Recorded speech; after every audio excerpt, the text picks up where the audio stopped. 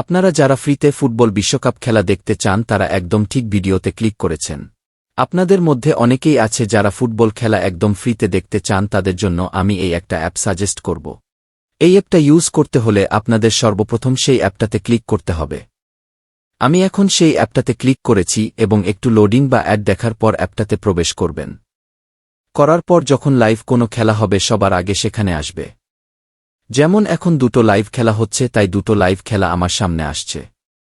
এখানে সব FIFA world cup খেলাগুলো আসবে, শুধু আপনাকে সময়টা জানতে হবে যে কখন খেলা শুরু হবে। সেই সময় মোতাবেক এখানে প্রবেশ করলে আপনারা খেলাটি একদম ফ্রিতে দেখতে পারবেন। যেমন আমি এখান থেকে একটা খেলা দেখতে চাই, সেই খেলাটির উপরে আমি ক্লিক করেছি এবং সরাসরি আমার খেলাটি স্ক্রিনে চলে এসেছে।